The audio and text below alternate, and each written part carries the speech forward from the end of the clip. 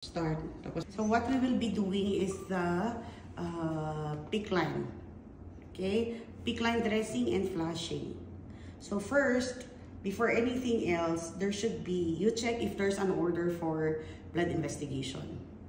Second, you have to check the document of the patient for its total length and outer length of the patient. You must have an initial data or DARA of the patient's central line. It is important. Why? Because we have to maintain the outer length of the PICC line. Meaning you cannot push, you cannot pull also, just to maintain it according to the initial insertion.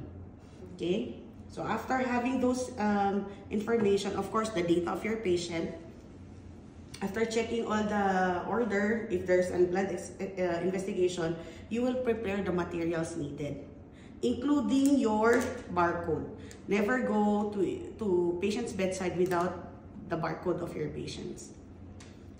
So what are the materials needed? First, your PPE. So including your gown, mask, and double gloves. Double sterile gloves. Double. It should be double. Okay.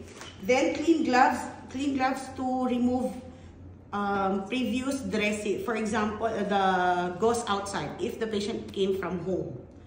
The gauze and including the tubular bandage, which we are using to cover the patient's PICC line whenever they will go out of the hospital. Otherwise, no need for this one if the patient is connected to the line previously. You will just stop it and disconnect it. And then everything will be aseptic technique. So aside from that, you must have your kidney basin all the time. Kidney basin for your sharps and other waste. And then you will dispose it later according to the infection control waste disposal. Next would be your stat lock. Stat lock should be changed every 7 days. Okay? So if the stat lock is not available, wherein it's supposed to be available all the time, the only option that we can use is the sterile strips. But we don't encourage sterile strips, as sterile strips will not hold the PICC line in position for a longer time compared to a stat lock, because this one is a sutureless stabilization device. This is stat lock, and it's only for 7 days. Next would be the chlorhexidine swab or stick that you will use. It should be 2 all the time for PICC line.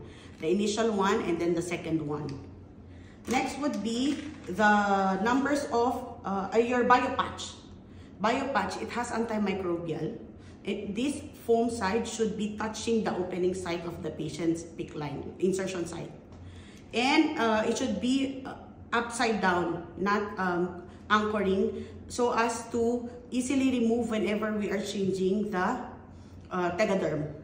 Okay, or the transparent dressing, because otherwise if you will anchor it, you may pull the PICC line. Remember, PICC line is not sutured. The one stabilizing it is only the stat lock. Okay, next one would be your numbers of syringes.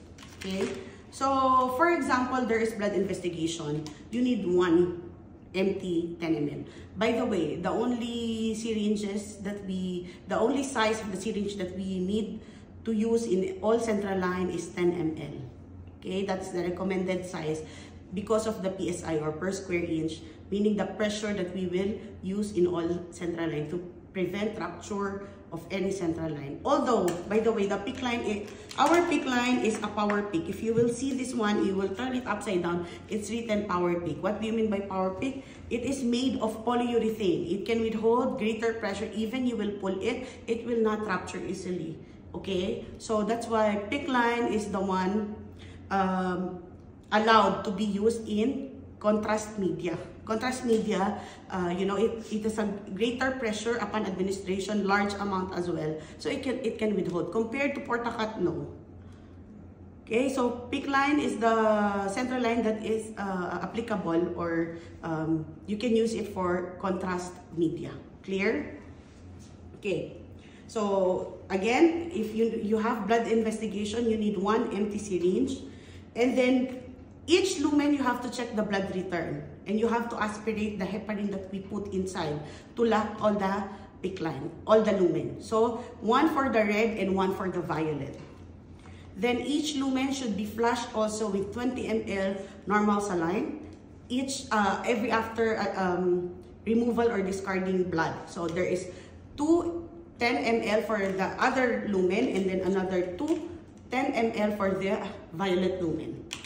And then one syringe for the heparinized, or the one you will lock the catheter.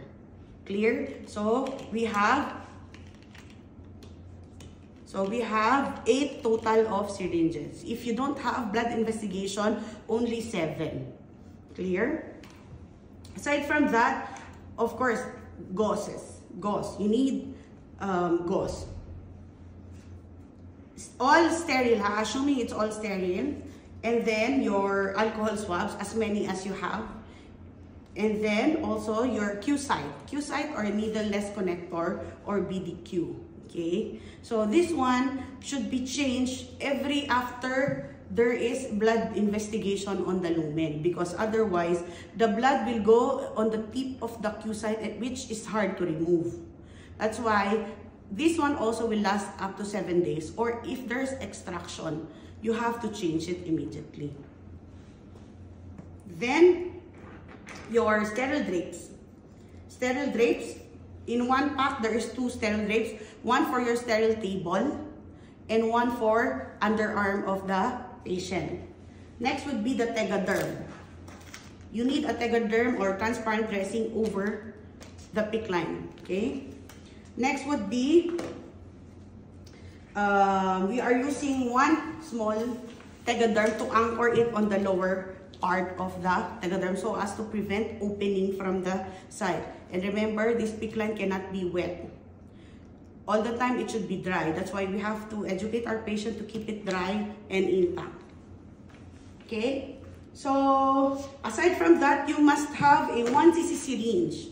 This 1 cc syringe, you will take the heparin from medication room. You will not bring the heparin beside you. It's never allowed. Aspirate 0.1 ml of heparin, which is equivalent to 500 units of heparin. Then you will add it in the 10 ml normal saline, and you will flush 50 ml each unit, 1 ml each unit, 50 units each, equivalent to 50 units if you will lock both lumen. Clear? Otherwise, lock the other one, and if you need the violet one, you will connect it immediately to the new IV set. It should be new IV set. Never connect an old IV set to central line. It has to be new all the time. Clear? Okay. So first, after getting your materials, you must have a sterile table. Okay? Sterile table, you have to prepare the sterile table.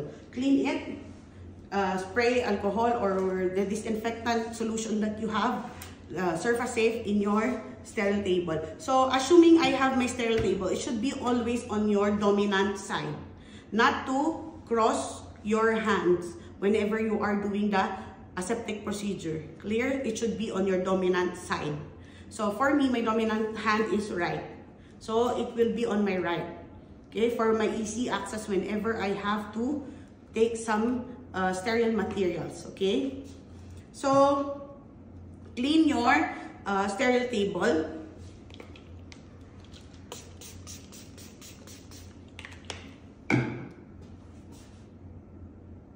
Assuming all these one are sterile, I mean unopened.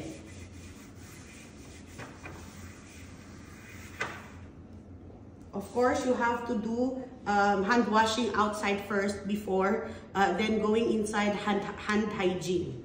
So you must have your alcohol-based hand rub available all the time. And remove all your jewelries. It's not allowed, okay? It's not allowed to any procedure aseptic. Don't forget to remove your jewelries whenever you are performing aseptic procedure. Now I can wear my gown.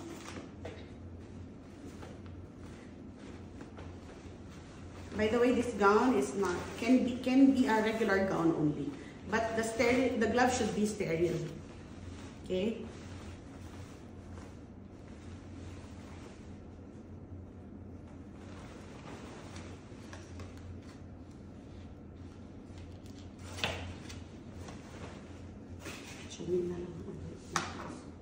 Then, I will not wear the sterile gloves yet because I have to open all my sterile materials first. So, assuming this is closed, whenever this sterile drape is closed, you have to grab on the edge part. Search for the edge part because according to the infection control policy, the edge part of all the sterile drape is considered unsterile. That's why you can grasp the edge part and take it from there, not to touch the drape, okay? Even the center one, no. It should be discarded immediately. Otherwise, only to take the tip, okay, or the edge part. So, and then, put it in your, holding the edge part only, put it in the sterile field table. Then you have to open one by one. So, for me, open first the flat, such as your transparent dressing, your spatula,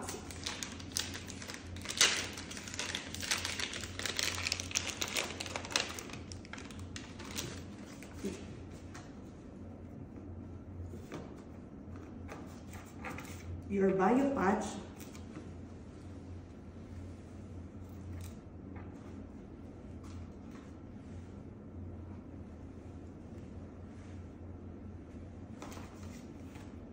your Q-site, assuming these are all new, huh? Q-site, then your syringes,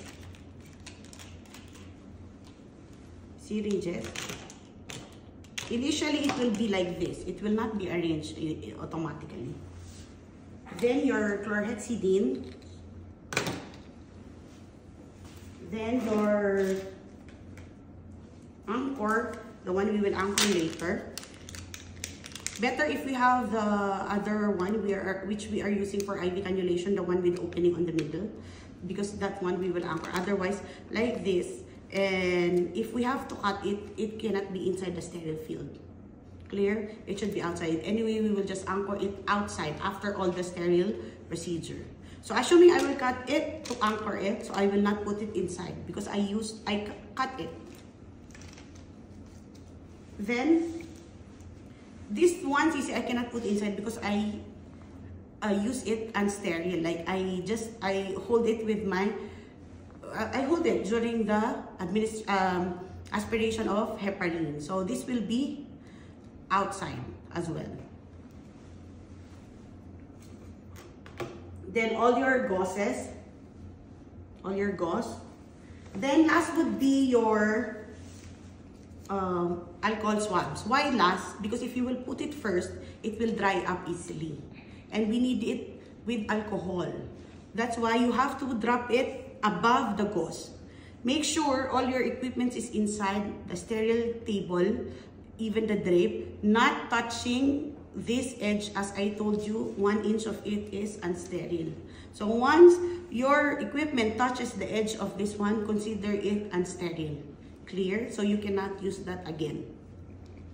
So how to open this one? We are just cutting it, removing it, making sure not touching the alcohol swab. Okay?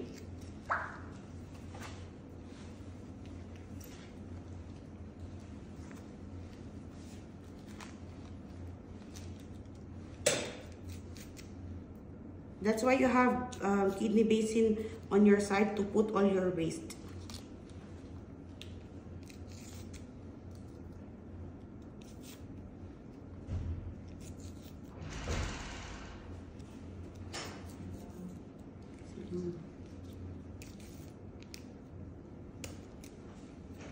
See, just like that, it's unsterile already.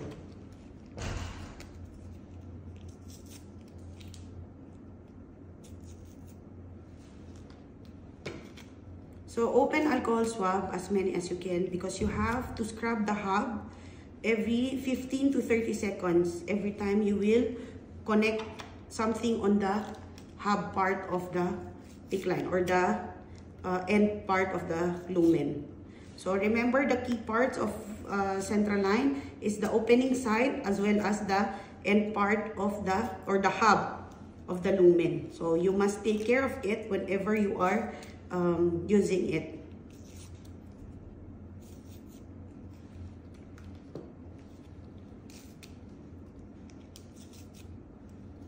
Remember, you cannot break any sterility whenever you are dealing with central line, as you can, the patient can have CLABSI or central line associated bloodstream infection. It will go directly to their heart.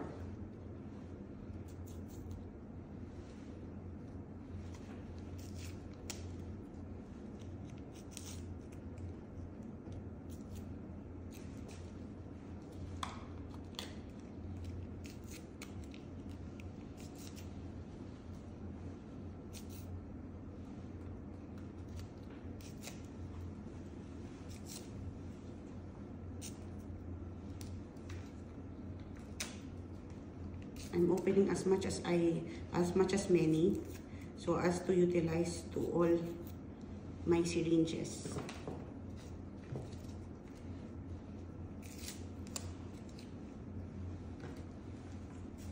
Then the last drip, you can there's plastic inside, assuming. So either you put it here or you prepare it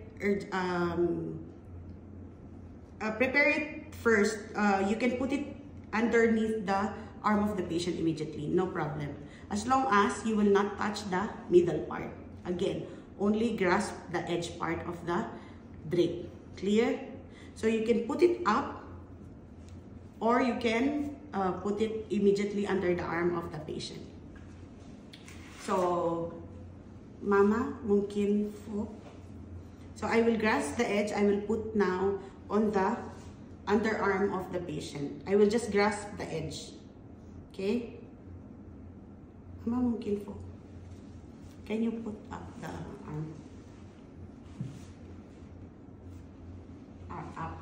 As in up. Mama, up. Okay, down.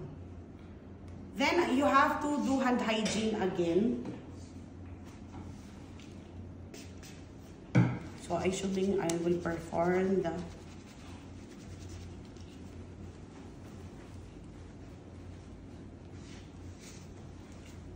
So this time I will be opening my sterile gloves.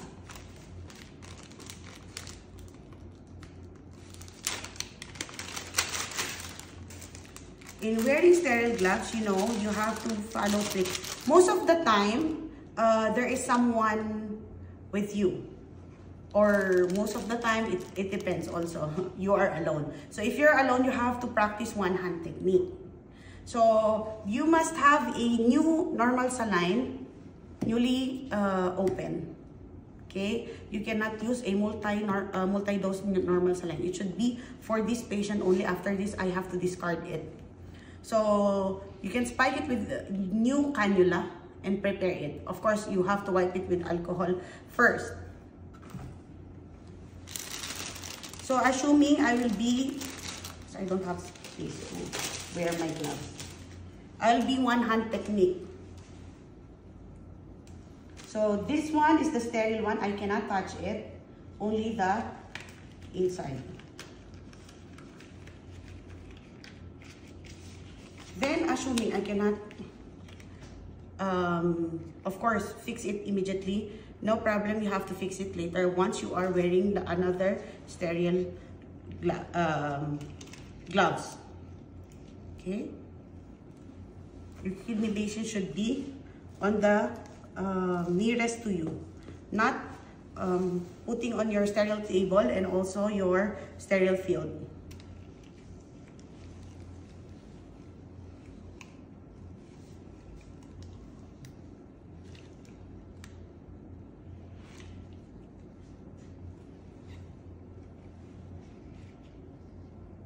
You can move all your alcohol swab. Alcohol swab goes with alcohol swab. Set it aside. And this one, put one by one on the gauze. And then later on, remove all the air. Fix it later. Once you are wearing both sterile gloves. So I have to fill it 10 ml for flushing each. Make sure you are not touching the tip of the syringes.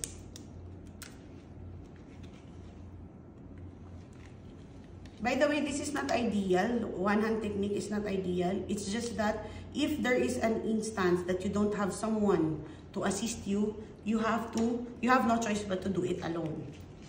If there will be someone to assist you, that is way better. Okay. So how many syringes you have to fill? 5, because the 5th one is for the heparin. Okay.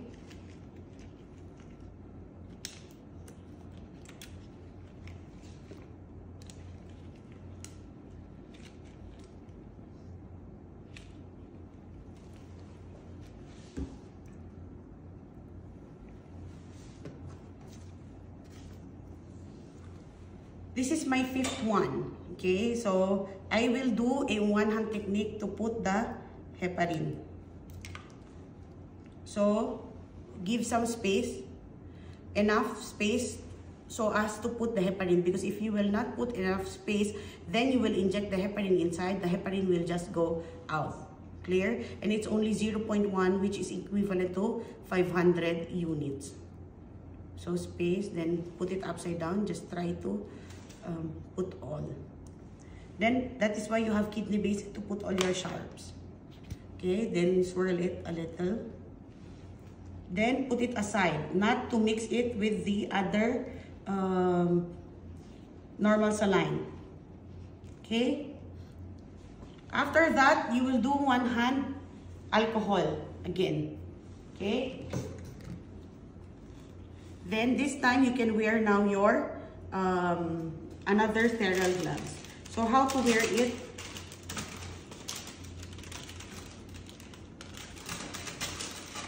Grasp the inner,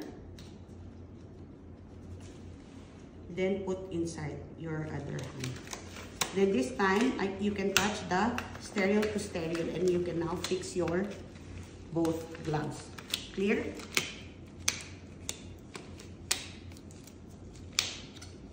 Okay.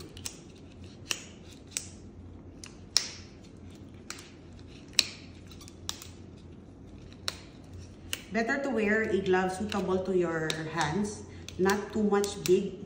Otherwise, you may have difficulty in clamping the lumen, as well as preparing all your materials.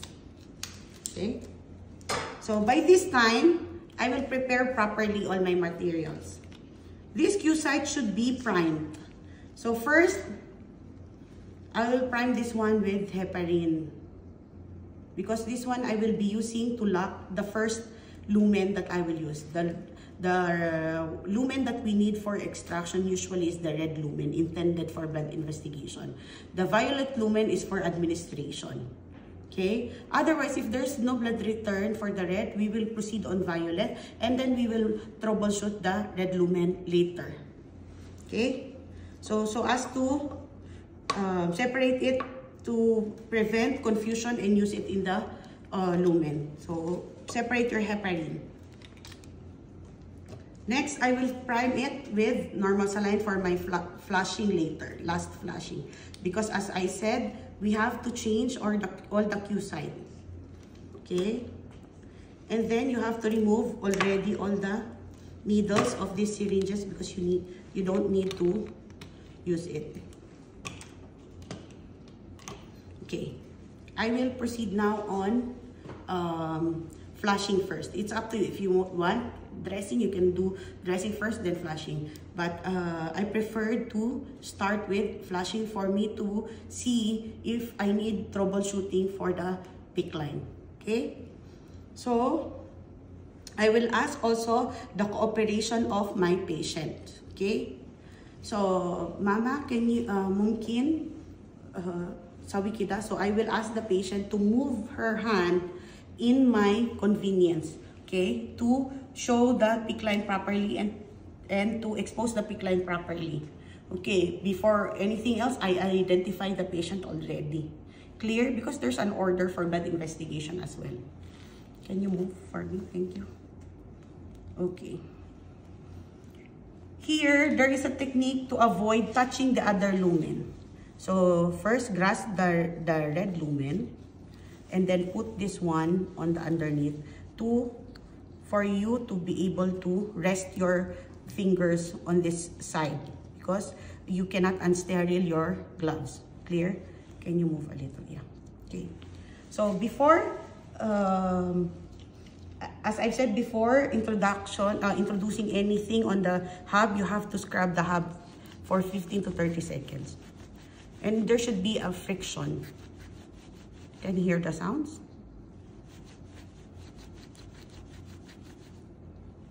So there should be 15 seconds. Okay. Then 2 can be 2 alcohol swab.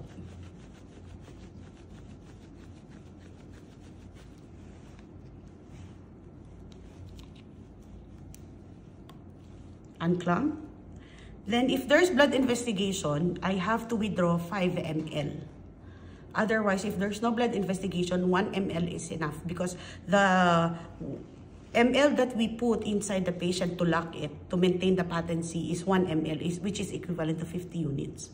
Okay? The reason why we have to discard 5 ml, extract and discard, is not to dilute the sample and give false result on our lab investigation. So, I have blood investigation, so I have to discard. Assuming there is blood here, 5 ml. In the event that there's no blood return, I have to ask the patient to cough while facing opposite. Mungkin kaha mama, kaha while aspirating, okay? Because coughing helps the heart pump blood, okay? So aside from that, I can ask the patient to move her shoulder because maybe there is a pinch-off syndrome wherein it's blocking or fracture of the catheter inside the both bones, in the clavicular bones. That's why you have to ask the patient to move their shoulders. Aside from that, the repositioning, okay, flat on bed or a little high position, okay? So sometimes it will come immediately, the blood return after those intervention. Otherwise, you will do a flushing thoroughly, then aspirate. If still no blood return, that's the time you will inform the physician, and the physician may order TPA administration or solution, this tissue plasminogen activator. So for TPA, I will just mention here, TPA, if it's Altiplase, 1 milligram is equivalent to 1 ml, each lumen, the one you need to troubleshoot. So meaning if 2 lumen, 2 milligram, 1 ml each, okay? So you have, then Retiplase, 1 unit equivalent to 1 ml. You have to dilute the 10 units to 10 ml, 1:1. For urokinase, if this Retiplase and Altiplase is not available, urokinase is 10,000 IU or international unit into 2 ml of normal saline or water for injection. And you will get 1 ml only, which is equivalent to 5,000 IU or international unit. You will give it or you will put it in lumen that is blocked or no blood return. Clear? And you, according to our policy, you have to wait for at least 2 hours, but evidence-based, 1 hour is enough. Okay? So assuming there's no problem, I have good blood return. So 5 ml, then clamp, I will discard. Okay? Then I will get my another empty syringe for my sample. Okay? There is a latest, before in our policy, no need to alcoholize or clean it with alcohol, not to give false result for lab investigation. But according to CDC guidelines, this alcohol will not affect the sample. So you can use alcohol swab again, then wait for some time, at least few seconds, then extract the blood that you need. Okay? So for example, I need 10 ml. I have CBC chemistry coagulation. Otherwise, if CBC chemistry, only 5 ml. Do not extract too many. Only the amount of blood that you need. Okay, then put it aside. Call someone if you need it urgently. Not to clot also your sample. Clear? Then alcohol swab again for 15 seconds.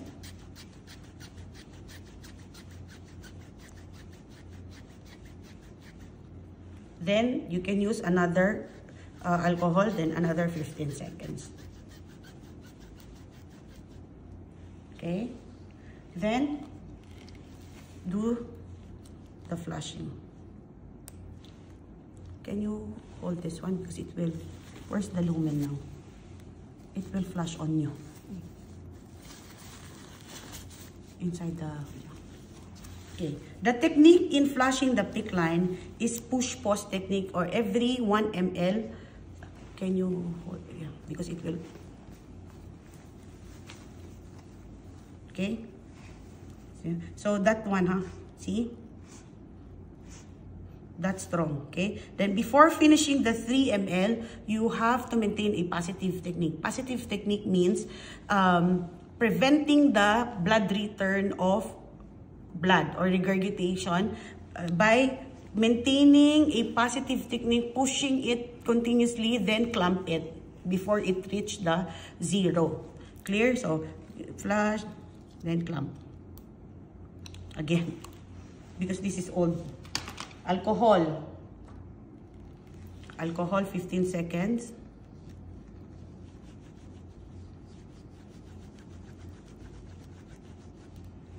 Then another alcohol.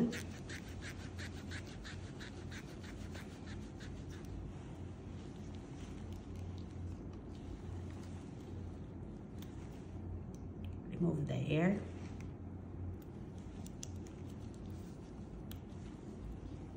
Hold it properly, my dear.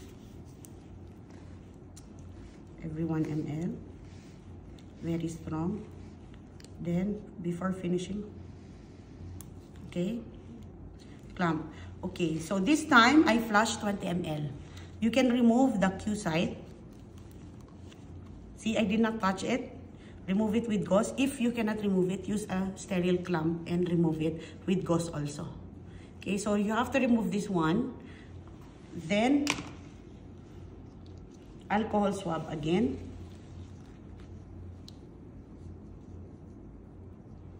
Oops. Ganyan mo.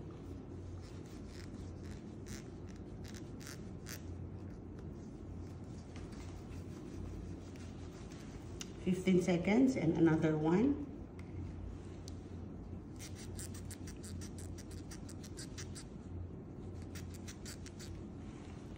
Then finally, this one with heparin, okay? Make sure you will just flush 1 ml. Positive technique also, okay? Then, if the patient will be admitted or will be connected to, not admitted, connected to any infusion, this one I will discard. You have to discard this one and prepare another one later if the patient will go home. This, you cannot keep this one for a long time. Okay, so assuming my patient will be receiving medication, so I will throw this heparin, okay? Discard it because the violet, I will connect it immediately in the infusion, okay? So I will proceed on the other lumen. So remember, I'm touching this one. The one touching the lumen is unsterile. So I can put it and grasp this one a while ago, the sterile one, and put this one upside down like that, okay? Or use another gauze. Clear? If you know that there is a break in sterility, don't touch it, okay? So this time, I will scrub the hub again.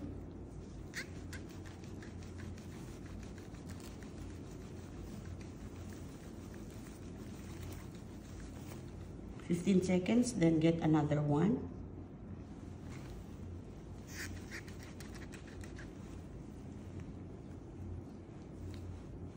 Maintain it. Then have your empty syringe to discard. How many? 1 ml because there's no blood investigation. So, again, so there should be a blood return at least 1 ml after aspirating. Otherwise, use the intervention that I said a while ago. Then clamp. Okay, then discard this 1 ml of blood. Then alcohol swab again.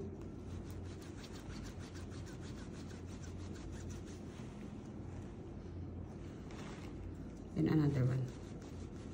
5, 6, 7, 8, 9, 10, 11, 12, 13, 14, 15. Remove the air. Then flush it with push-pause technique also, or 1 ml stop. Unclamp. Then 1, 2. Then before 3 ml finished, okay, then clamp.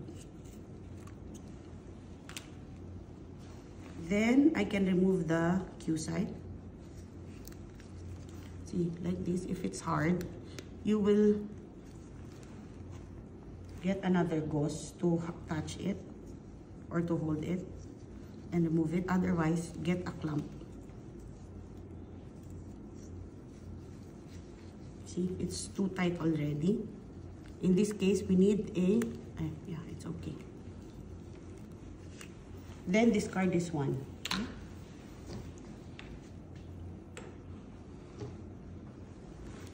Alcohol again.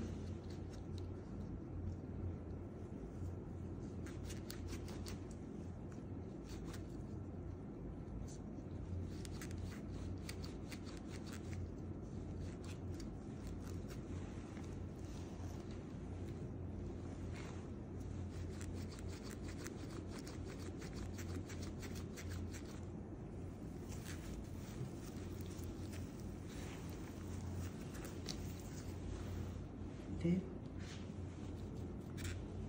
My last 20 ml, okay? Ay, 10 ml. Push, pause. Very strongly, yeah?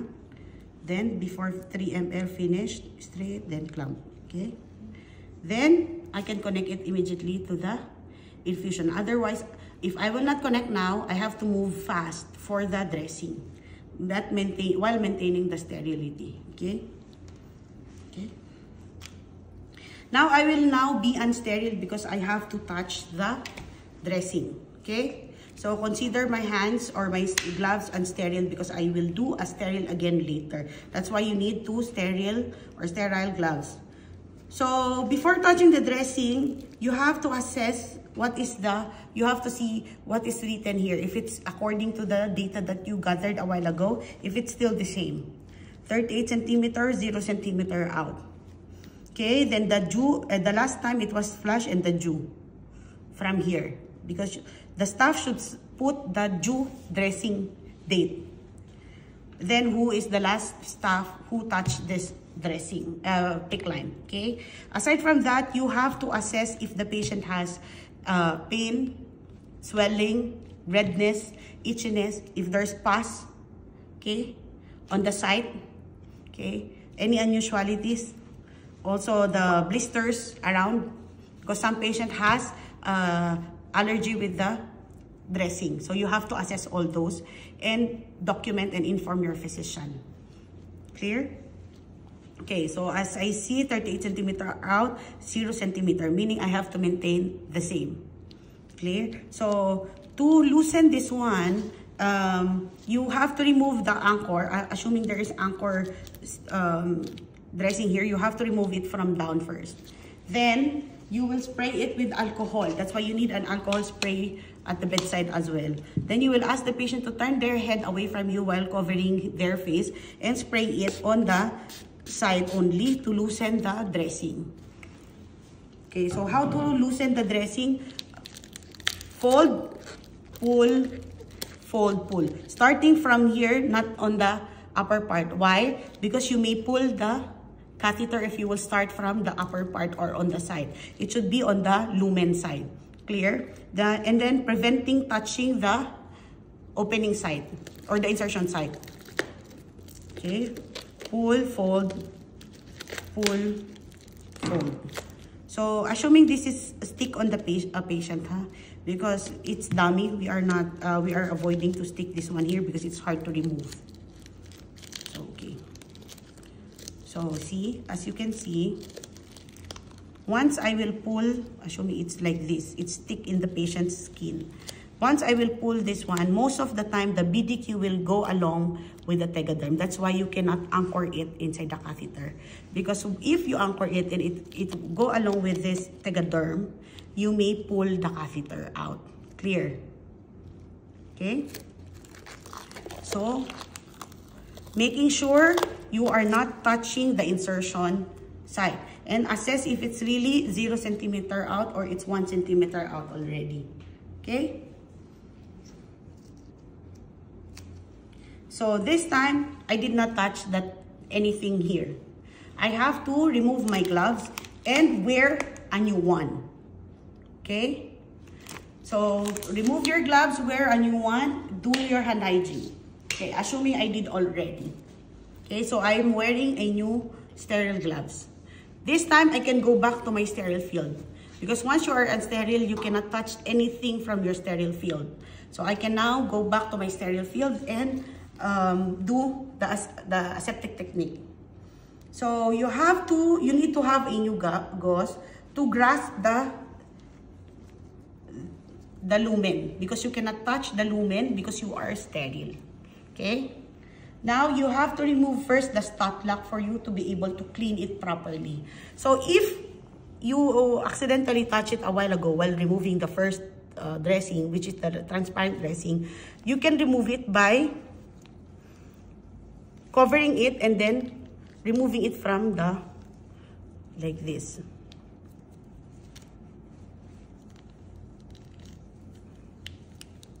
The lock, and then remove the lock also while stabilizing it.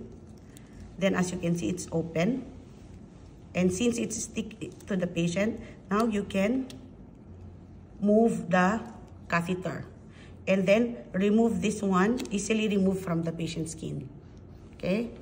Then throw it. Okay? Now you will start with your first chlorhexidine swab stick or sponge. Press it, and then the fluid will not come easily until you press it against the patient's skin. So press it on the side. You have to instruct the patient or tell that it will be a little painful because it has 70% alcohol. Chlorhexidine and 70% alcohol. Press on the side, then you have to scrub it in transverse motion. What do you mean by transverse? Back and forth, back and forth. Small movement, not to reach the big part or outside part immediately, because you have to clean the insertion site. Then by this time, after cleaning enough, scrubbing it with enough pressure. Not too hard, not too light also, like you are putting makeup. No, it should be enough to scrub the skin. The aim is to clean the skin, okay? Then scrub back and forth without going back to the center. Make sure you will not touch the center again, and enough scrubbing the whole area, including the outside part wherein you will put your tegaderm or transparent dressing. Okay? Second one, same procedure. Press it, open, then press it against the opening site or insertion site. Then same. By this time, you will include the catheter. Okay? But until here only, not on the lower catheter. Until here only, which you will put in the stat lock. Then transverse again, back and forth, not going back on the center part.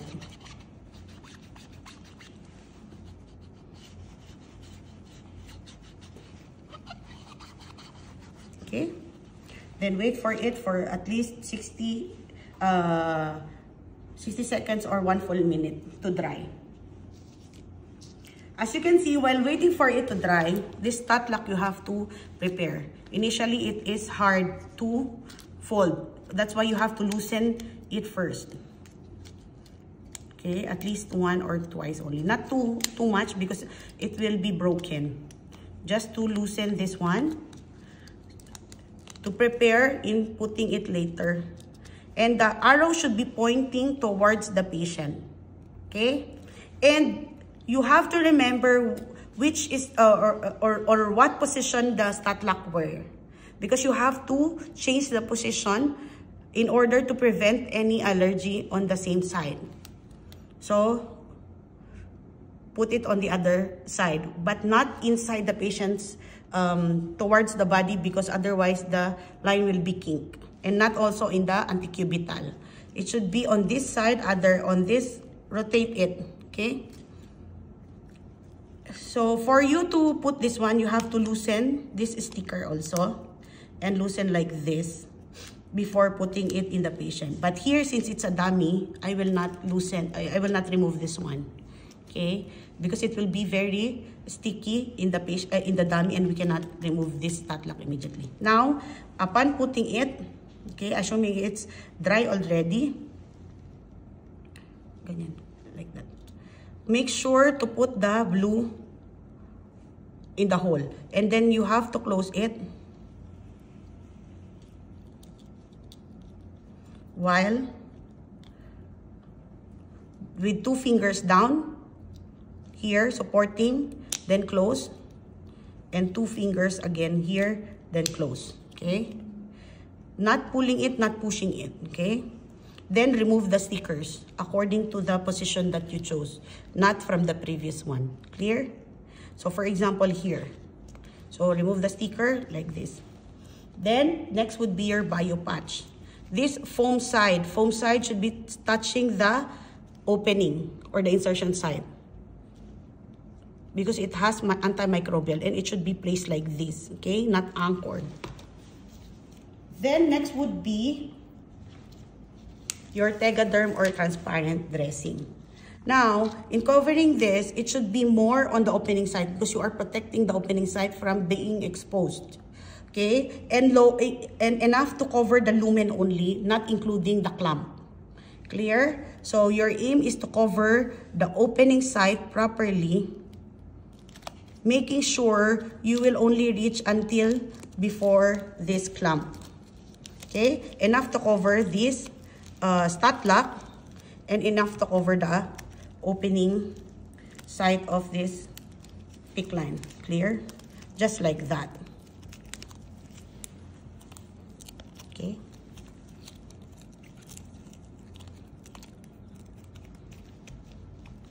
So, like that. And then, have your anchor down. So, usually, we will cut this one.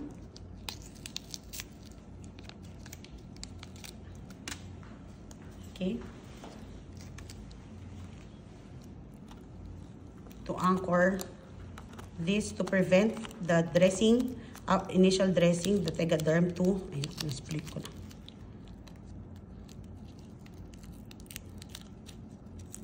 Okay.